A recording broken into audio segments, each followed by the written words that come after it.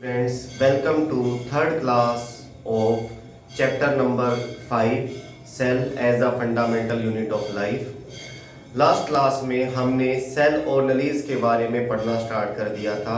Cell के अंदर जो मेम्ब्रेन बाउंड स्ट्रक्चर होते हैं, ऐसे स्ट्रक्चर जिनमें मेम्ब्रेन पाई जाती है, उनको हम सेल ऑर्गेनेल्स कहते हैं। और ये सेल के कौन से पार्ट में होते हैं? साइटोप्लाज्म में होते हैं।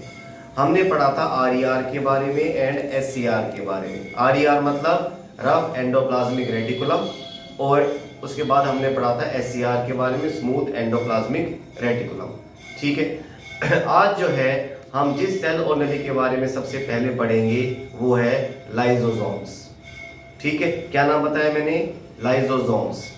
लाइसोसोम जो है ये भी सैक लाइक या बैग लाइक स्ट्रक्चर है, और जिनके अंदर स्ट्रॉन्ग डाइजेस्टिव एंजाइम्स पाए जाते हैं। एंजाइम्स वो केमिकल है जो डाइजेशन की प्रोसेस को फास्ट बनाते हैं। जो हम खाना खाते हैं वो लगभग 4 या 5 घंटे में डाइजेस्ट हो जाता है due to the presence of these enzymes. ठीक है। अगर ये एंजाइम्स ना हो तो जो खाना हमने खाया है वो लगभग 2 महीने में जाके डाइजेस्ट होगा। इतने तो आदमी मर चुका होगा। ठीक है। तो एंजाइम्स जो है वो एक तरह से डाइजेशन की प्रोसेस को फास्ट बनाते हैं, और ये एंजाइम सेल के कौन से पार्ट में प्रेजेंट होते हैं? लाइसोसोम्स में प्रेजेंट होते हैं। क्लियर? याद रखेंगे, where are enzymes present, answer में आप क्या लिखोगे? लाइसोसोम्स। ठीक है। तो लाइसोसोम का एक फंक्शन जो है वो इससे आपको क्लियर हो गया, दे हेल्प इन डाइजेशन, क्योंकि उनके अंदर स्ट्रॉन्ग डाइजेस्टिव एंजाइम्स पाए जाते हैं। क्लियर? एक बात और याद रखना इसी के बारे में, जो एंजाइम होते हैं उनका नेचर प्रोटीन होता है। Enzyme are a type of protein, और प्रोटीन बनाने का काम किसका होता है? Protein are formed by RER. तो आपसे पूछ सकते हैं कि आरईआर का एक फंक्शन क्या है? आप लिख सकते हो आंसर में, RER help in formation of enzymes, ठीक है, which are used in lysosome for the process of digestion. Clear? Lysosome के इसके अलावा 2 फंक्शन और हैं। It also destroy the foreign particle enter into the cell. अगर सेल के अंदर कोई बैक्टीरिया आ जाता है, फंगस आ जाता है, वायरस आ जाता है, तो लाइसोसोम के स्ट्रॉन्ग डाइजेस्टिव एंजाइम उसको भी डाइजेस्ट कर लेंगे, खा जाएंगे, निगल लेंगे एक तरह से। ठीक है। तो ये इसका दूसरा काम हो गया। तीसरा काम, अगर कोई सेल ओल्ड हो गई, काम नहीं कर रही, ठीक है, वर्कलेस हो गई है, डैमेज हो गई है, तब लाइसोसोम बर्स्ट हो जाएंगे, फट जाएंगे, और उनके अंदर जो डाइजेस्टिव एंजाइम प्रेजेंट है वो अपनी ही सेल को डिस्ट्रॉय कर देगा। ठीक है। मतलब सेल के अंदर क्या पाया गया? लाइसोसोम, और उस लाइसोसोम ने अपनी ही सेल को क्या कर दिया? Destroy. That's why lysosome are known as suicidal bag of cell. अपनी ही सेल को उसने मार दिया, सुसाइड कर दिया। आप कहोगे तो बहुत बेकार बात है, अपनी सेल को मार रहे हैं, लेकिन ध्यान रखना इसने कौन सी सेल को मारा है? जो सेल ओल्ड हो गई, वीक हो गई, डैमेज हो गई, जो अपना काम नहीं कर पा रही, ऐसी ही सेल को इसने डिस्ट्रॉय किया है। और ऐसी सेल का डिस्ट्रॉय होना जरूरी है। अगर वो सेल डिस्ट्रॉय नहीं होगी तो सिर्फ फूड खाती रहेगी, काम कुछ करेगी नहीं, और हमारी बॉडी वीक होती जाएगी। ठीक है। तो उसने ओल्ड, वीक या डैमेज सेल को क्या कर दिया? डिस्ट्रॉय कर दिया, जिससे वो सेल डिस्ट्रॉय हो जाएगी और उसके रॉ मटेरियल से नई टाइप की क्या बनेंगी? सेल्स बनेंगी। तो ये फायदा है लाइसोसोम का। लाइसोसोम के मैंने 3 फंक्शन बताए, तीनों फंक्शन आप मेरे साथ रिपीट करेंगे। First function, it has strong digestive enzyme which help in the process of digestion, ये फर्स्ट है। Second, it also destroy the foreign particles enter into the body. Body के अंदर या सेल के अंदर जो भी फॉरेन पार्टिकल्स एंटर करते हैं ये उसको डिस्ट्रॉय करता है। एंड तीसरा फंक्शन क्या है? It destroy its own cell when the cell become old, weak और damaged. That's why it is known as suicidal bag of the cell. Lysosome के ऊपर बेस्ड एग्जाम में 3 क्वेश्चन पूछे जा सकते हैं। क्या? First question, what are the 3 functions of lysosomes, ये मैंने अभी आपको बता दिया। दूसरा क्वेश्चन ये पूछ सकते हैं कि why lysosome are called suicidal bag of cell. Answer में आप यही लिखेंगे, because when the cell become old, weak और damaged, then lysosome burst and their strong digestive enzyme destroy their own cell. That's why they are known as suicidal bag of the cell. और third function कि lysosome का structure कैसा होता है, answer में हम लिखेंगे they have sac like structure having strong digestive enzyme. और ये डाइजेस्टिव एंजाइम बनाने का काम RER करते हैं, rough endoplasmic reticulum, because enzymes are protein in nature. तो ये सारी बात मैंने आपको बताई लाइसोसोम्स के बारे में। इसके बाद नेक्स्ट सेल ऑर्गेनेली है माइटोकॉन्ड्रिया। ठीक है, माइटोकॉन्ड्रिया जो है सबसे पहले उसका स्ट्रक्चर, इसमें दो मेम्ब्रेन होती है। कितनी मेम्ब्रेन? दो मेम्ब्रेन। आउटर मेम्ब्रेन पोरस होती है, पोरस मतलब इसमें पोर्स हो, छेद हो, and inner membrane is deeply folded, fold होते हैं उसमें। ठीक है, ध्यान रखना इसकी टू मेम्ब्रेन, आउटर मेम्ब्रेन कैसी बताई मैंने? Porous, and inner membrane is deeply folded. ठीक है, माइटोकॉन्ड्रिया का काम क्या है? Mitochondria are known as power house of cell. जिस तरह बड़े बड़े पावर हाउसेज होते हैं उनमें इलेक्ट्रिसिटी बनती है, बिजली बनती है, ठीक इसी तरह से हमारी बॉडी के अंदर एनर्जी बनाने का काम कौन करेगा? माइटोकॉन्ड्रिया। इसको समझेंगे हम कैसा होता है। ऐसे हम खाना खाते हैं, ठीक है, क्यों खाते हैं खाना? क्या फायदा खाना खाने से? आप कहोगे भूख लगती है। भाई हमारी बॉडी में कोई काम बेकार में तो होता नहीं। हम खाना इसलिए खाते हैं ताकि उस खाने से हमें क्या मिल सके? एनर्जी मिल सके। जो भी खाना हमने खाया, बर्गर खाया, पिज्जा खाया, रोटी खाई, दाल चावल कुछ भी चीज खाई इस तरह की, ठीक है, वो अल्टीमेटली ब्रेक डाउन हो जाते हैं ग्लूकोज में। ठीक है, ग्लूकोज में ब्रेक डाउन हो जाएंगे bye the process of digestion. वो ग्लूकोज जाएगा माइटोकॉन्ड्रिया में। इसी तरह से हम जब सांस लेते हैं तो ऑक्सीजन लेते हैं अंदर, वो ऑक्सीजन जाएगी माइटोकॉन्ड्रिया में। तो माइटोकॉन्ड्रिया के अंदर दो चीजें पहुंच गई, एक तो ग्लूकोज, दूसरा क्या पहुंचा? ऑक्सीजन। और ऑक्सीजन की प्रेजेंस में ये ग्लूकोज ब्रेक डाउन होगा और दो प्रोडक्ट बनेंगे, कार्बन डाइऑक्साइड एंड वाटर। साथ ही साथ एनर्जी रिलीज होगी, वही एनर्जी हमारी डेली एक्टिविटीज में काम आती है। ठीक है, इसको हम एक और एग्जांपल से समझ सकते हैं। जिस तरह जब लकड़ी जलती है, ठीक है, लकड़ी जलती है तो उससे हमें क्या मिलती है? Energy in the form of heat and light. और लकड़ी के जलने के लिए कौन सी चीज जरूरी होती है? Oxygen gas. उसी तरह से हमारी सेल्स के माइटोकॉन्ड्रिया के अंदर एक तरह से ग्लूकोज बर्न होगा, और बर्न होने के बाद क्या निकलेगी? CO2 एंड H2O, जो कि किसी भी फ्यूल के बर्न होने से निकलती है, चाहे लकड़ी हो या कोयला हो या पेट्रोल, कोई भी चीज जब बर्न होती है हमेशा कार्बन डाइऑक्साइड एंड वाटर निकलते हैं, वाटर वेपर्स निकलते हैं।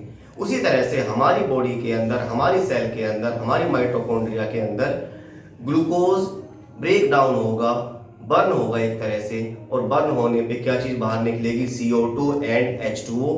साथ ही साथ एनर्जी रिलीज होगी, लेकिन एनर्जी हीट की फॉर्म में रिलीज नहीं होगी। ये नहीं है कि हमारी बॉडी के अंदर ग्लूकोज ब्रेक डाउन हो रहा है, हम बिल्कुल गर्म हो गए, गर्म तवे की तरह हो गए, बिल्कुल ऐसा नहीं है। हमारी बॉडी के अंदर एनर्जी रिलीज होगी इन the form of ATP molecules की फॉर्म में। और ये ATP मॉलिक्यूल्स जहां पर जरूरत होगी वहां पर पहुंच जाएंगे।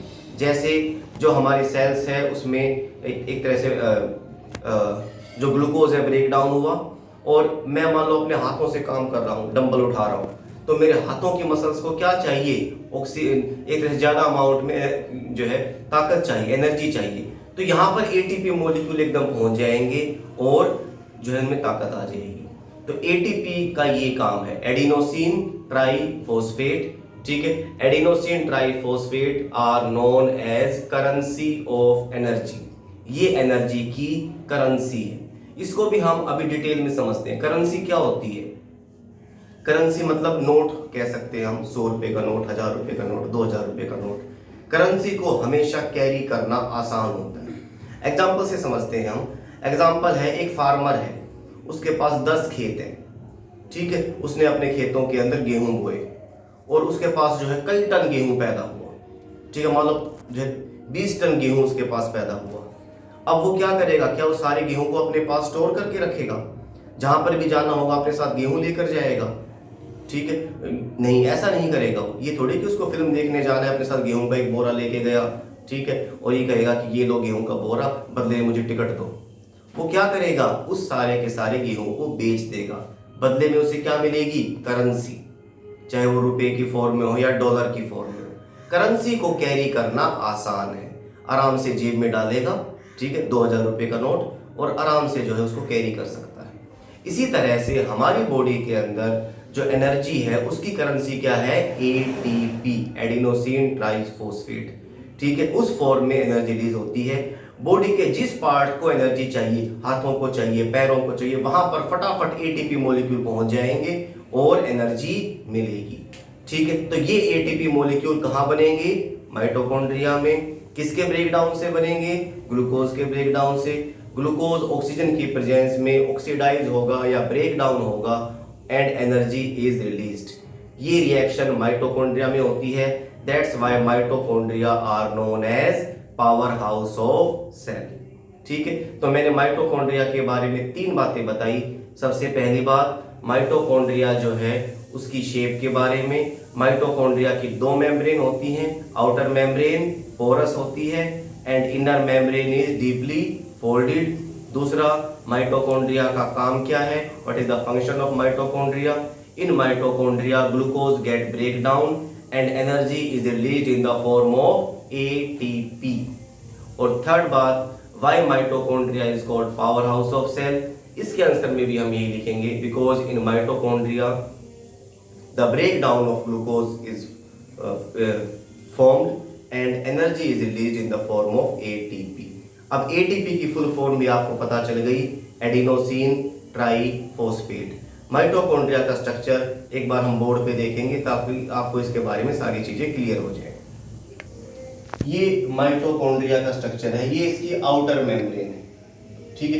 ये पोरस है, मतलब इसमें छोटे छोटे पोर्स हैं, आप साफ देख रहे हैं, ये पोर्स है, यहाँ से चीजें आ सकती हैं, जा सकती हैं।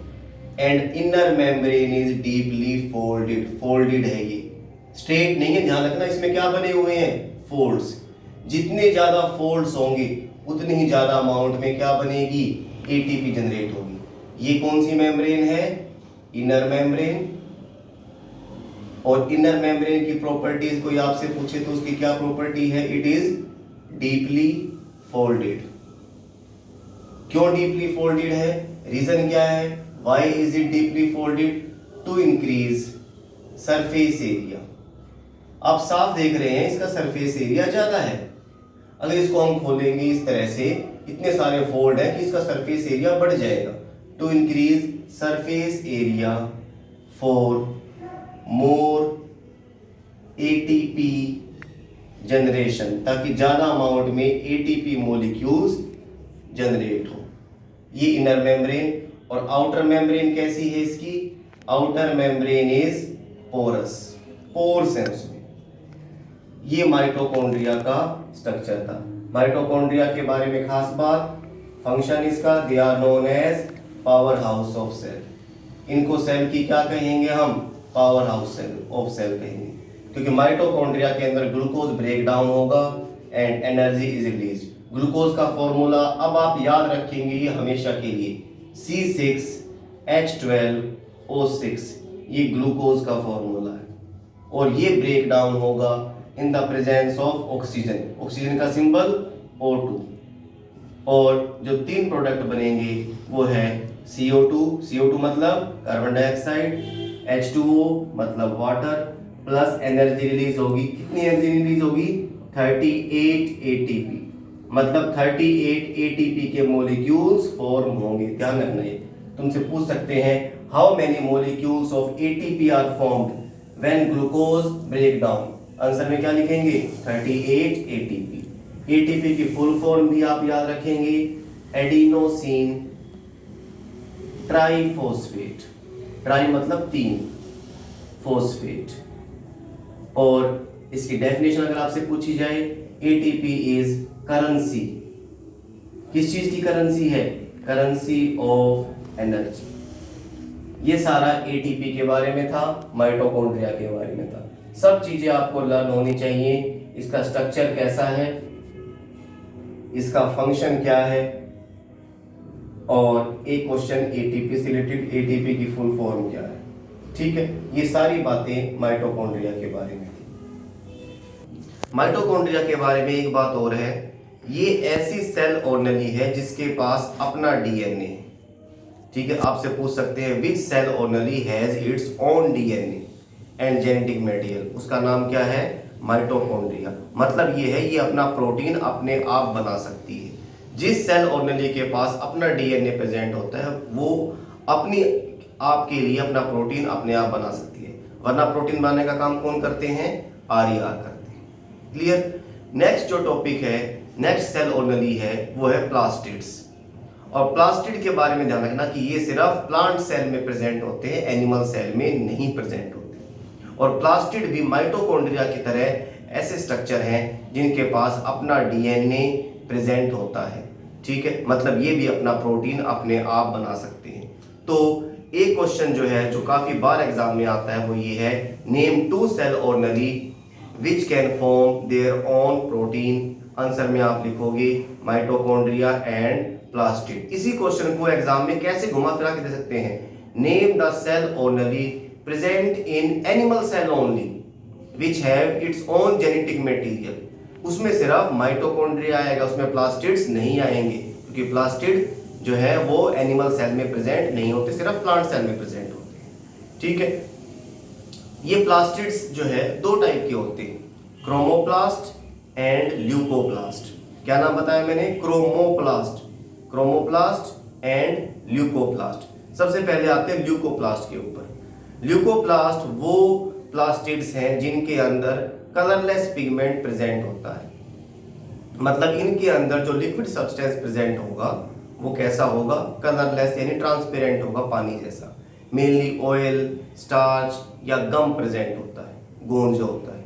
ठीक है, तो प्लांट के वो पार्ट जिनमें कलरलेस पिगमेंट प्रेजेंट होता है, प्लांट सेल के वो पार्ट, उनको हम क्या कहेंगे, ल्यूकोप्लास्ट। और ये किन किन चीजों को स्टोर करेगा, स्टार्च को, ऑयल को, गम को, इन सब चीजों को स्टोर करेगा। और प्लांट के डिफरेंट पार्ट में प्रेजेंट होगा, सीड्स में प्रेजेंट होगा, फ्रूट में प्रेजेंट होगा, क्योंकि उन सब चीजों में ये चीज स्टोर होती है। नेक्स्ट है क्रोमोप्लास्ट। क्रोमोप्लास्ट वो प्लास्टिड हैं जिनके अंदर कलर्ड पिगमेंट पाया जाता है। और हमें मालूम है प्लांट के कौन कौन से पार्ट कलरफुल होते हैं। सबसे पहले तो आप कहोगे लीफ, ठीक बात है, लीफ के अंदर स्पेशल टाइप का क्रोमोप्लास्ट पाया जाता है जिसको हम क्लोरोप्लास्ट कहते हैं। ध्यान रखना, अलग वर्ड है chloroplast. What is chloroplast? It is a type of chromoplast which has green colour pigment known as chlorophyll. और ये सिर्फ लीफ में पाया जाता है। कुछ प्लांट में जो क्लोरोफिल है उसका कलर ऑरेंज या येलोइश भी होता है, और उनमें लीव्स भी ऑरेंज या येलोइश होंगी। ऐसे प्लांट आप सबने देखे हुए होंगे। ठीक है, इसके अलावा कहाँ प्रेजेंट होता है, प्लांट के और कौन कौन से पार्ट जो हैं वो कलरफुल होते हैं, कौन कौन से पार्ट, हाँ, फ्रूट की आउटर कवरिंग, जो भी फ्रूट है, मैंगो जो है ऊपर से पीले रंग का होता है, ऑरेंज कलर का होता है। ठीक है, मतलब ऊपर की जो कवरिंग होती है, कोई भी फ्रूट है या कोई भी सीड है, उसके ऊपर की कवरिंग पर क्या प्रेजेंट होगा, क्रोमोप्लास्ट प्रेजेंट होगा। ठीक है, और इनका काम क्या है, दोनों प्लास्टिड्स का काम क्या है, ये प्लांट के लिए डिफरेंट चीजों को स्टोर करते हैं।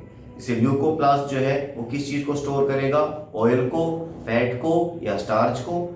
इसी तरह से जो क्लोरोप्लास्ट है वो स्टोर करेगा क्लोरोफिल को, और बाकी टाइप के जो क्रोमोप्लास्ट हैं वो डिफरेंट पिगमेंट्स को स्टोर करेंगे, जिस वजह से उनका कलर आता है।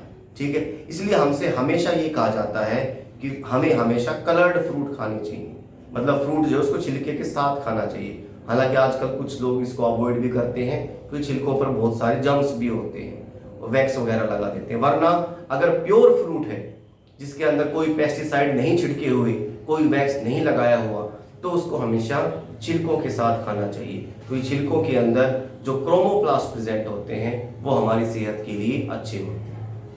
क्लियर सभी को? तो इसी को अब हम एक फ्लो चार्ट से समझेंगे बोर्ड पर। ये है प्लास्टिड्स। प्लास्टिड्स सिर्फ किसमें प्रेजेंट होते हैं, प्लांट सेल में। दो पार्ट होते हैं इसके, क्रोमोप्लास्ट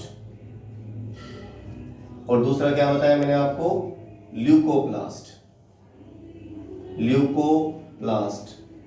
ल्यूकोप्लास्ट के अंदर कलरलेस या ट्रांसपेरेंट पिगमेंट प्रेजेंट होता है।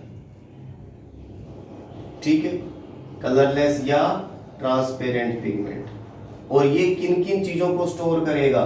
ये स्टोर करेगा ऑयल को या फैट को या स्टार्च को, गम को, इन सब चीजों को स्टोर करेगा। ठीक है, दो बातें क्लियर हो गई ल्यूकोप्लास्ट के बारे में, क्या क्या चीजें स्टोर करता है और इसकी प्रॉपर्टी क्या है।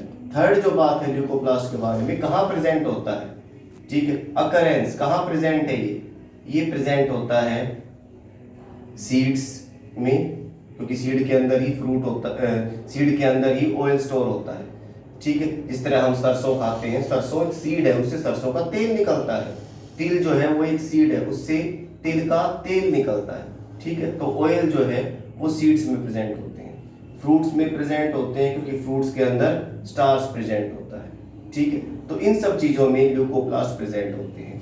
अब आ जाते हैं क्रोमोप्लास्ट। ये इसके अंदर कलर्ड पिगमेंट होते हैं, ग्रीन कलर के, ऑरेंज कलर के, येलो कलर के, रेड कलर के, ये सारे के सारे होते हैं। ठीक है, और ये जो है डिफरेंट मटेरियल्स को स्टोर करता है। कहाँ प्रेजेंट होता है?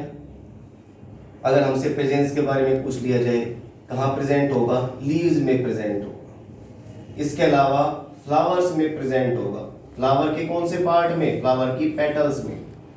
ठीक है, जैसे गुलाब है, उसके पेटल्स का कलर रेड होता है। ठीक है, इसी तरह से और जो एक तरह से फूल है, मैरीगोल्ड है, उसका रंग येलोइश होता है। जो फ्लावर की पेटल्स है उसमें भी क्या प्रेजेंट होंगे? क्रोमोप्लास्ट। क्रोमोप्लास्ट की ही एक टाइप है अलग से। ठीक है, क्रोमोप्लास्ट उसकी ही एक अलग से टाइप है, जिसका नाम क्या है? क्लोरोप्लास्ट। और ये सिर्फ किस में प्रेजेंट होगा? ओनली लीव्स के अंदर। और ध्यान रखना, chloroplast is known as kitchen house of cell. इसको हम क्या कहेंगे? Kitchen house of cell. किसको कहेंगे? क्लोरोप्लास्ट को, क्योंकि इसी के अंदर फोटोसिंथेसिस की प्रोसेस होती है। क्लोरोप्लास्ट के अंदर ग्रीन कलर का पिगमेंट पाया जाता है, जिसका नाम है क्लोरोफिल। और प्लांट जो है इसी क्लोरोफिल की प्रेजेंस में अपना फूड बनाते हैं in the form of starch by the process known as photosynthesis. Photosynthesis की प्रोसेस कहाँ होती है? कहाँ पर? क्लोरोप्लास्ट में। क्लोरोप्लास्ट में क्या प्रेजेंट होता है? क्लोरोफिल। और क्लोरोफिल की मदद से ही जो प्लांट है उसकी जो लीव्स हैं, लीव्स के अंदर जो क्लोरोप्लास्ट प्रेजेंट है वो क्या बनाएगा? Food. That's why they are known as kitchen house of cell. तो किचन हाउस ऑफ सेल क्या होगा? क्लोरोप्लास्ट। इससे पहले मैंने बताया था पावर हाउस ऑफ सेल, वो क्या होगा? माइटोकॉन्ड्रिया। और उससे पहले मैंने बताया था सुसाइडल बैग ऑफ सेल, वो क्या होगा? लाइसोसोम्स। तो ये सारी बातें आपको याद रखनी है। तो इस तरह से हमने आज 3 सेल ऑर्गेनेल्स के बारे में पढ़ा। ठीक है, आपको बिल्कुल साथ के साथ ये लर्न करना है। मैं चाहता हूँ हर एक बच्चे की हैबिट ऐसी बने कि जो काम हुआ है उसको साथ के साथ बिल्कुल लर्न करके चलें, आगे के लिए ना छोड़ें।